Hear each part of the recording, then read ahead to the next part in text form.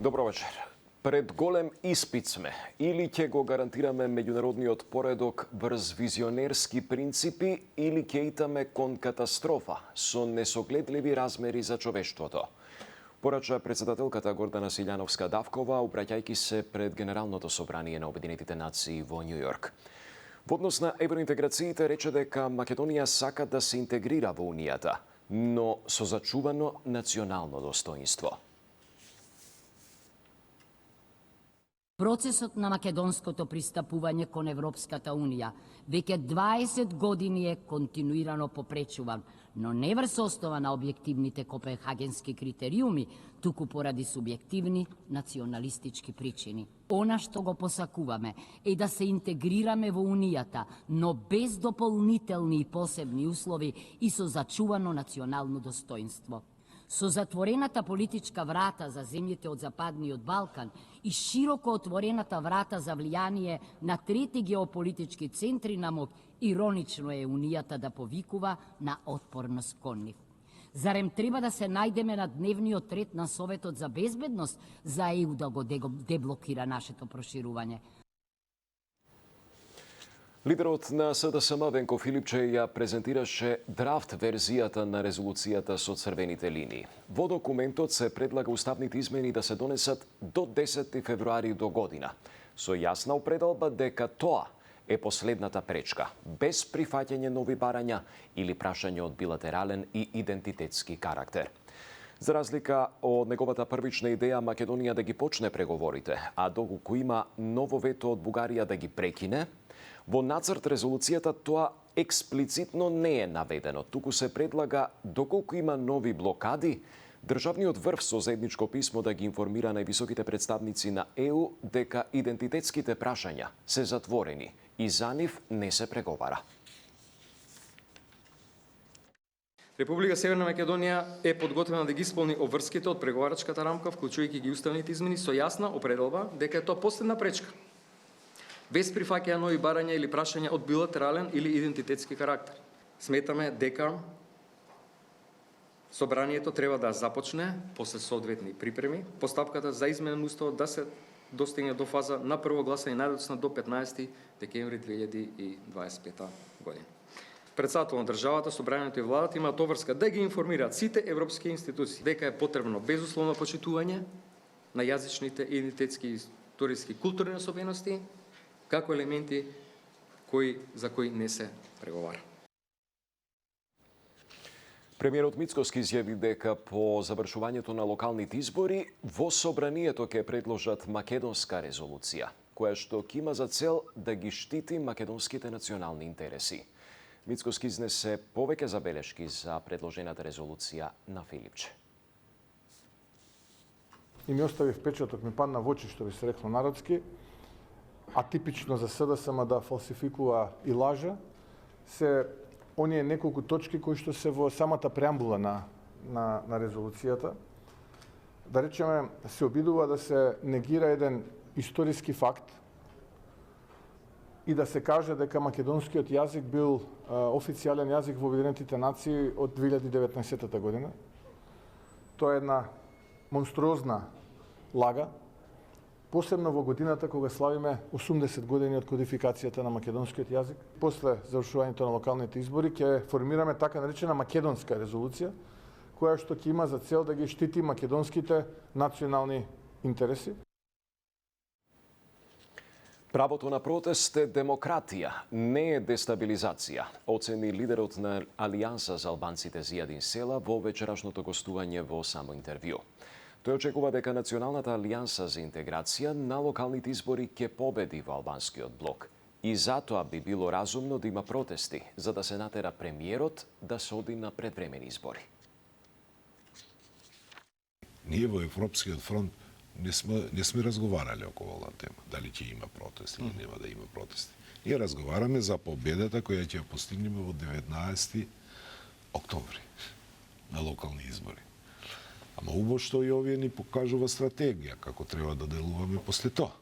Бидејќи на крајот на краиштата треба да го направиме тоа што од тоа што тие се плашат. И тоа нема врска со, не знам, нешто со тврдите изјави на премиерот дека ќе има или нема да има избори. Ако не сака да има избори, па можда умно би било да има протести, за да се Има стабилно мнозинство. Не заборавајте, над 70 пратеници има. За да се натера премиерот за да одиме на предвремени избори.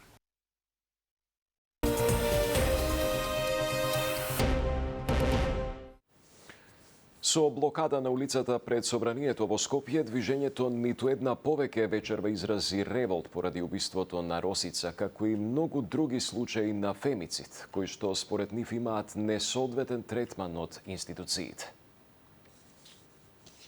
Конкретно инвестирање во специјализирани услуги за правна и психолошка поддршка, особено за реинтеграција на жртвите.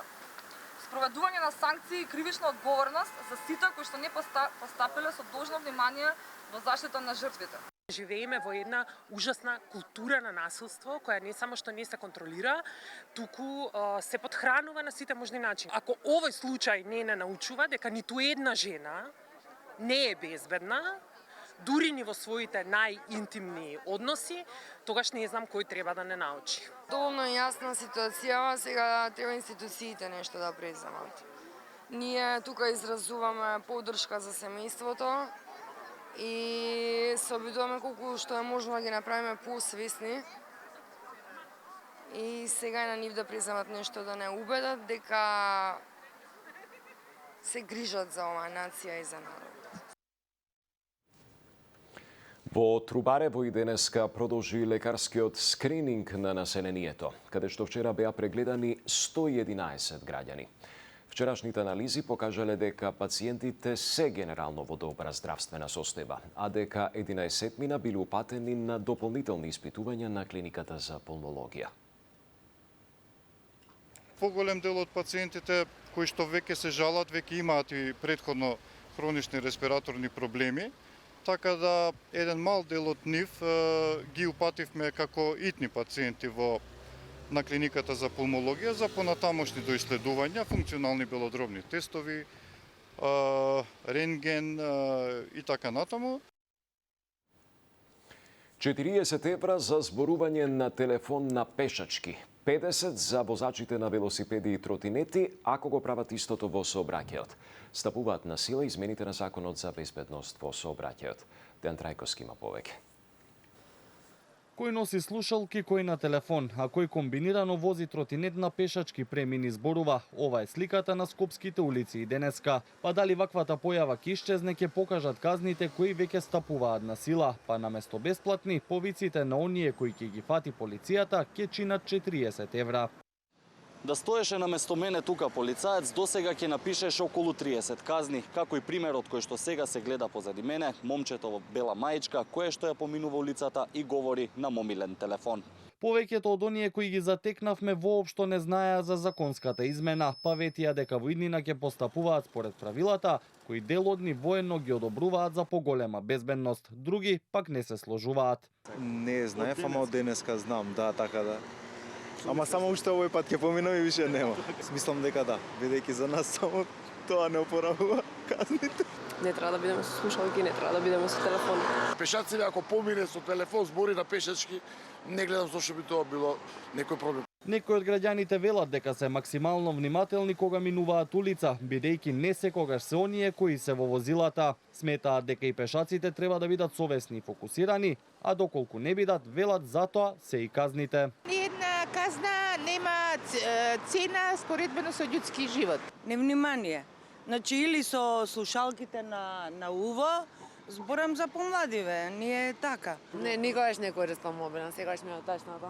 Сепак, не само полицијата, туку од нова година оние кои не го почитуваат овој закон ќе ги ловат и камерите на Safe City, па казните наместо на улица ќе им стигаат на мобилните телефони. Од МВР апелираат сите заедно да ги направиме улиците побезбедни. Да се почитуваат сообраќајните правила и прописи и на тој начин сите заеднички да придонесеме за подобри, посигурни но се разбира и по безбедни патишта низ државата. Експертите за сообраќај сметаат дека станува збор за добар потег, но доколку навистина се спроведе во пракса, бидејќи сите учесници во сообраќајот, вклучувајќи ги и пешаците кои се најранливи и најчести жртви, треба да бидат фокусирани за општа сообраќајна безбедност. Треба да се почитуваат сообраќајните правила и прописи и како што рековте и вие, концентрацијата во сообраќајот или фокусираноста дека сме учесници во сообраќајот е многу важна за да се избегнат несакани последици. Инаку законот вели, пешаците и возачите на велосипеди, мопеди, електрични тротинети кои користат слушалки на двете уши, телефони и слично при преминување на улица или велосипедска патека, ќе бидат казнети со 40, односно 50 евра. Тоа беше се. Пријатна вечер.